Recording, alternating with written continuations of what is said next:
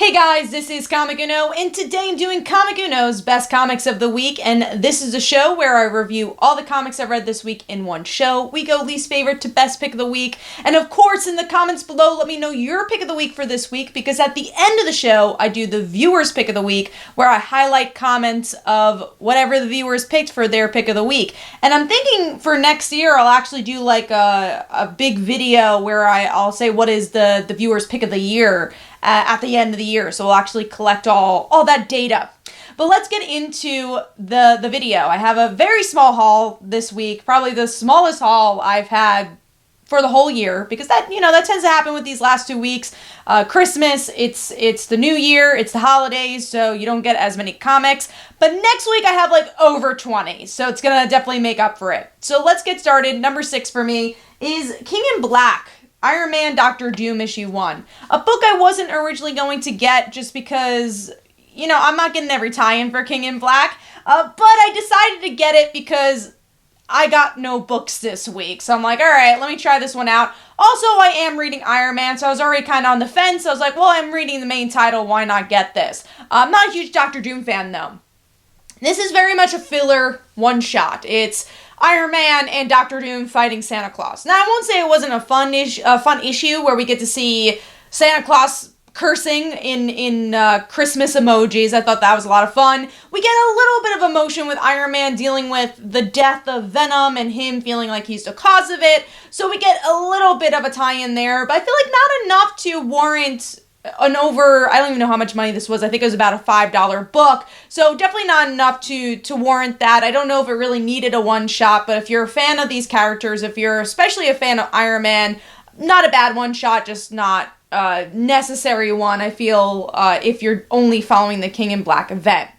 Now, moving on to number 5, and that is X-Men issue 16. So finally we're back to kind of the regular X-Men book after X of Swords. This does slightly tie into X of Swords, where we get to see the two different islands, Krakoa and the other island, not wanting to talk to each other. Yes, islands. The actual massive land do not want to talk to each other. And we get to see the connection of other mutants there, so that was, I guess, kind of interesting, but not enough for me. I definitely wanted more of the characters than the land being characters.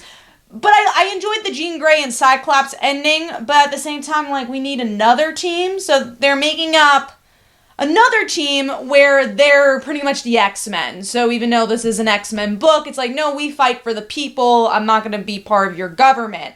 Which I thought was interesting, but again, we have like 20 X-Men teams, and I just feel like now we're going to get characters from different teams, now on this team, it's just so many teams, a little bit of overkill for me. I am interested in the concept, and which series is this going to be? Is this going to be like the X-Corps series? Will it be the Children of the Atom series? Probably not, because that book's been delayed, so I don't think it'll be connected to this. But I am curious to see, will it get another book, or will it only be contained within the X-Men book? And yeah, I want to see Jean and Cyclops as leaders. So that was probably my favorite part. I do like Cypher talking about his wife. That's always nice and a lot of fun. But yeah, overall, not my favorite X-Men issue. I like the art, but I honestly could care less about the islands not getting along. I wasn't as interested in that political aspect of the book. So giving that 2.5 stars, and that is number 5. Moving on to number 4. Yeah, we're already up to number 4, and that is Batman Annual issue 5.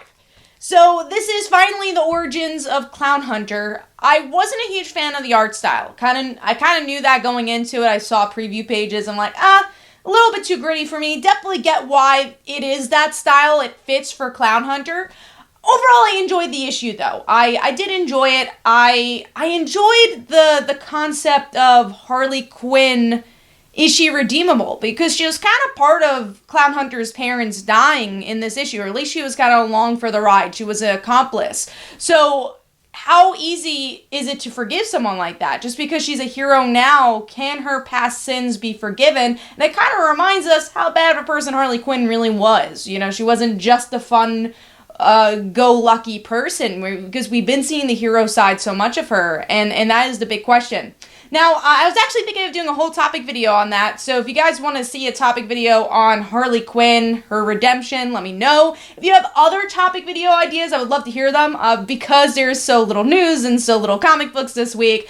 It's a little harder to figure out a topic for this week, so I would love to hear what you guys would like to see for the topic this week, which will probably be on Monday, because I'm not going to do it on a holiday. So let me know in the comments below. Now, Batman, though, I thought it was pretty good. If you like Clownhunter, you get a little bit more into his brain there, what happened to him, and exactly how he became Clownhunter. You don't really leave anything out there, which was good. But the artwork really didn't do it for me. I also don't know if it needed to be an annual. I feel like this would have been stronger if it was just a regular size issue. I do think it was a little bloated at times, but I enjoyed it. If you like the character, which I've been liking the character overall, it's definitely a worthwhile read. So I'm giving that one 3 stars. Moving on to number 3, which is probably the biggest book of this week, and I don't really know why. It's like going up for like $20. Nothing like huge happens in this, but The Amazing Spider-Man issue 55. It is a big issue for the story, but there wasn't any like spec concept to the issue, at least from what I saw, so I was a little surprised from what I was hearing that was going up so high with the prices. But this issue, we do finally get some movement in the book where Mary Jane, Harry, and Peter, they have some dinner. Yeah, they're dining out. And we get to see Harry just say all his woes. He's like, I hate you, Peter, because A, B, and C. And then Peter is like, well, I don't like you either, Harry, because of A, B, and C. And Mary Jane's like, all right, this is my fault. I'm going to kill myself, or at least sacrifice myself for the sake of Peter. So by the end of the issue, things kind of go awry. Norman comes into the picture. Harry gets really pissed off to see his dad. And it looks like Norman kills Mary Jane, but it also doesn't look like that either, because Mary Jane's like, don't worry, I'll be fine. So it kind of ruins some of that tension in the end. Tension I don't necessarily even needed. I really didn't need Mary Jane to be sacrificed. I do not like her being the damsel of distress. And yes, it does look like she's not going to totally be a damsel. She might even save the day. Who knows? But yeah, just wasn't like feeling that part. But like I said, I like that there was movement in the issue. That definitely felt nice. There were maybe some out of character moments. I don't love that Peter is just so nasty to Harry. Like, that's his friend. I don't feel like he would try to talk Harry down, and I don't feel like that's been really happening. And also, like, why are we, like, looking into 30 years of history and being like, well, you suck because you stole my girlfriend when we were 18, and they're, like, 30 now. So I don't quite understand why. And Peter even mentions this, like, I thought you were over this. And it's like, yeah, why isn't he over it? And I do hope we get to see some answers. There's definitely a lot of One More Day references and themes there. We have literally the quote brand new day in this book, and even the imagery of the last 2 panels felt very One More Day. Is that why Mary Jane's like faking her death? So there's definitely a lot to be told there, but just tell us at this point. We're up to issue 55. I just kind of want to know at this point. Artwork was really solid, though. I enjoyed seeing the family. I haven't been enjoying the Spider family in this book. I love everyone as individual heroes. I even like them teaming up for the most part, but it hasn't been working for this book or this arc. But here, at least they're, I guess, out to be sacrificed, but there's some good lines, especially from Gwen here. But overall, it was an okay issue, a probably better issue than what we've been getting, but still a very not perfect issue. So overall, I'm giving that 3.5 stars, and that is number 3. Moving on to number 2, which I didn't get the physical book for this week because my store ran out, but I will be getting it next week, and that is Power Pack issue 2. I love my Power Pack. So this was just a really fun issue. This is, kind of turn off your brain, even a little Runaways-esque, which is fun, because obviously Julie did date Carolina. But you have the character Justice was from Runaways, and he was a bad guy, and you kind of get vibes of this with this agent, whatever his name was, where the Power Pack need a mentor, and finally, actually continuity-wise, we get to see Alex say, no, like, I'm older than 21. I was away in space. I'm older than 21, like, I guess, relatively, right? But like on his birth certificate and like how the Earth works, he's not older than 21. And I actually like that they made the age 21 because I was also really confused. I thought it was going to be 18. I'm like, Julie's definitely older than 18 if she's in college. So I'm like, 21, okay, that makes sense. Julie's not over 21. And Alex is close to being 21. So the ages kind of matched up there. But anyways, we get to see this guy kind of come out of the blue and say, I'll be your mentor. And they're like, let's try finding someone else. And the journey to get there was so much fun. So we get to see them trying to visit Hulk. Frog Thor was a big one. And my favorite, Julie's big old crush for Captain Marvel. I love seeing that. So that was a lot of fun. And just her being disappointed that Captain Marvel wasn't there. So yeah, there was just small, great character moments like that I really enjoyed. And by the end of the issue, they're like, okay, I guess we'll team up with you. And then his plan is kind of weird. He's like, okay, we need to use energy to save people. And they're like, okay, I guess. And, you know, things are fishy. Kind of like what I was saying, the Doc Justice of Runaways. He has a very similar vibe, even kind of a similar costume. And by the end of the issue, we find out it's Wizard the whole entire time. He's obviously tricking the Power Pack. And I'm like, this is just gonna be fun. There's a lot of great jokes in here. I thought even the artwork was a bit stronger in this issue as well. And I'm just having a blast. I love hearing Alex's voice, his worries about being a leader, and being kind of two different people, which I think a lot of people that age could feel. You know, he was one person with his family, he was another person where he left the nest, and he's like, well, who is Alex Power, and who is he as a big brother? And I thought those were woes that were really interesting and very relatable. So I enjoyed this issue a lot. I'm giving that a solid 4 stars. I am so excited to read the Julie issue next month. I am stoked for it. So yeah, that was number 2 for me. Moving on to number 1, an easy pick, and that was Jinny Hex Special issue 1. I've been really looking forward to this one. I was always on and off with Young Justice. I always really wanted to love Young Justice, the current run, because I love the TV show. I love the original run.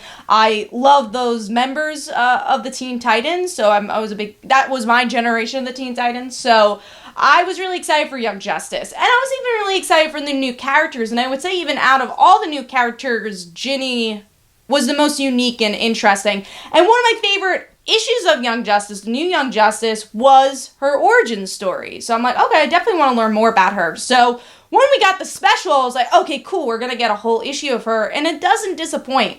This really felt like a great issue 1, a great start to something bigger, a mini-series or ongoing series. I wanted to follow her more, because we really get to dig deep into her family. We get the reveal that the villain here was actually her dad, so that was really interesting. We learn more about her past, we learn more about her connection to Jonah Hex, but also it was just the fun of seeing her be a solo hero, and her finding her way as not just a hero, but also a young 20-year-old, which an age we definitely don't get to see enough in comics, and her just navigate that after losing her mom. And we get to see this really awesome best friend character, so she has someone to interact with.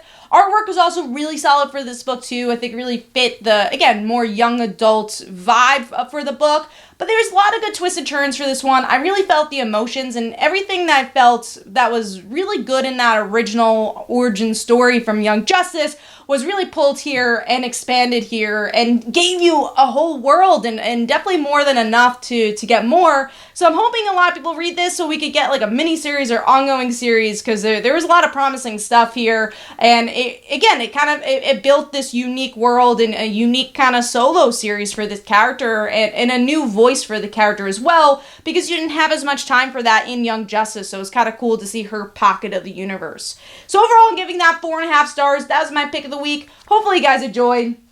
Definitely in the comments below, let me know what your pick of the week was. Again, let me know if there's any suggestions for topic videos this week as well. And this week's viewer pick was The Amazing Spider-Man issue 54 LR. I think this was one of the stronger LR issues, so glad to see that as the viewer pick of the week. And here are some comments about that. So hopefully you guys enjoyed. This is Comic Uno. Definitely follow me on Twitter and Facebook. Go check out my comics like Father Like Daughter and They Call Her Dancer. And every Tuesday at 10 p.m. Eastern Time is Comic Book Weekly, which we talk about comic book news and our top 5 comics, which we also have a Kickstarter coming up for. So definitely go check that out as well. You could get notified when we're going to go live for that at the end of January, where we're going to have an audio version of the podcast. So if you want to hear more comic news, more comic talk, definitely go check that out. There's a lot of great tiers for you guys to get involved in that. So thanks, guys, and I'll see you guys in the next one.